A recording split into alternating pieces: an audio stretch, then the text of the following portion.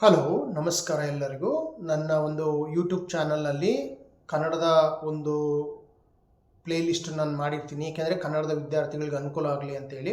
So ಇವತ್ತು ನಾನು ಒಂದು ವಿಷಯದ ಬಗ್ಗೆ ಮಾತಾಡ್ತೀನಿ. ಏನಪ್ಪ ಅಂತ ಹೇಳಿದರೆ ಗ್ರಹಿಕೆ ಅಂತೇಳಿ. ಗ್ರಹಿಕೆ ನಾವು ಪರ್ಸೆಪ್ಷನ್ ಅಂತ ಕರಿತೀವಿ.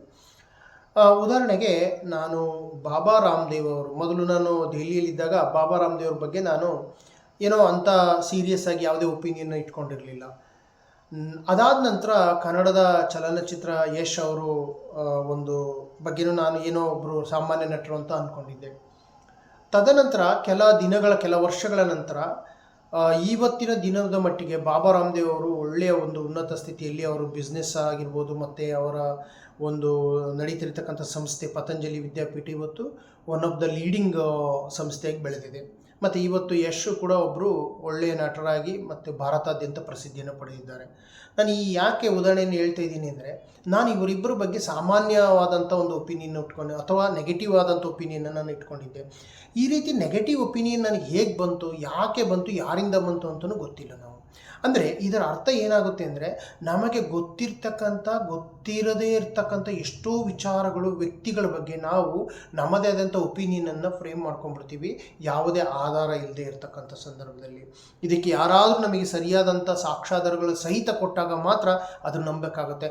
ಆದರೂ ಕೂಡ ನಾವು ನಮ್ಮ ದಿನನಿತ್ಯದ ಜೀವನದಲ್ಲಿ ಸಾಕಷ್ಟು ಗ್ರಹಿಕೆಯನ್ನು ನಾವು ಅದನ್ನೇ ಸತ್ಯ ಅಂತ ನಾವು ಭಾವಿಸ್ಕೊಂಡ್ಬಿಟ್ಟು ನಮ್ಮ ಒಂದು ವರ್ತನೆಯನ್ನು ರೂಪಿಸ್ಕೊಂಡಿರ್ತೀವಿ.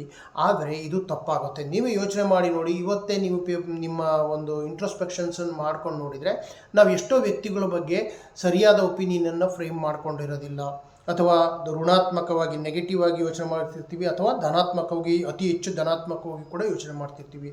ಇದಕ್ಕೆ ಕಾರಣ ಏನಪ್ಪ ಅಂದರೆ, ನಾವು ಬೆಳೆದಿರ್ತಕ್ಕಂಥ ವಾತಾವರಣ ಮತ್ತು ಆ ವಾತಾವರಣಗಳಲ್ಲಿ ಎಷ್ಟೋ ನಮ್ಮ ಒಂದು ಸಿಗ್ನಿಫಿಕೆಂಟ್ ಅದರ್ಸ್ ಅಂತ ಹೇಳಿರ್ತೀವಿ. ಈಗ ನಮ್ಮ ತಂದೆ ತಾಯಿಗಳಾಗಿರ್ಬೋದು, ಅಥವಾ ನಮ್ಮ ಚಿಕ್ಕಪ್ಪ ಚಿಕ್ಕಮ್ಮ ಆಗಿರ್ಬೋದು, ಯಾರಾದರೂ ನಮ್ಮ ಸುತ್ತಮುತ್ತಲಿನ ವಾತಾವರಣದವರು ಅವರು ತುಂಬ ನಮ್ಮ ದೃಷ್ಟಿಕೋನದ ಮೇಲೆ ಪ್ರಭಾವವನ್ನು ಬೀರ್ತಾರೆ. ಆವಾಗ ನಾವೇನು ಮಾಡ್ತೀವಿ, ಅದು ಸರಿಯೋ ತಪ್ಪೋ ಅಥವಾ ವಾಸ್ತವಿಕವಾಗಿ ಅದು ಎಷ್ಟು ಸತ್ಯ ಇದೆ, ಅದರ ಸತ್ಯಾಸತ್ಯತೆ ನಾವು ಪರಿಶೀಲಿಸಕ್ಕೆ ಹೋಗೋದೇ ಸಾಕಷ್ಟು ಅಭಿಪ್ರಾಯಗಳನ್ನು ರೂಢಿಸ್ಕೊಂಡು ಬಿಟ್ಟಿರ್ತೀವಿ.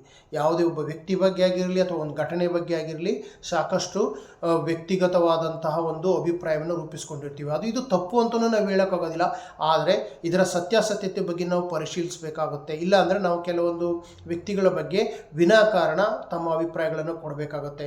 ಇದ್ರ ಒಳ್ಳೆಯ ಒಂದು ಉದಾಹರಣೆಗೋಸ್ಕರ ನಾನು ನಿಮಗೆ ಹೇಳಿದೆ, ಗ್ರಹಿಕೆ ಅಂತಕ್ಕಂಥದ್ದು ಮನೋವಿಜ್ಞಾನದಲ್ಲಿ ಅತಿ ಮುಖ್ಯವಾದಂಥ ಒಂದು ಘಟಕ ಮತ್ತು ಸೈಕಾಲಜಿಕಲ್ ಡೈಮೆನ್ಷನ್ಸ್ ಇರೋದ್ರಿಂದ ನಾನು ಈ ಮಾತನ್ನು ಹೇಳ್ತಿದ್ದೀನಿ.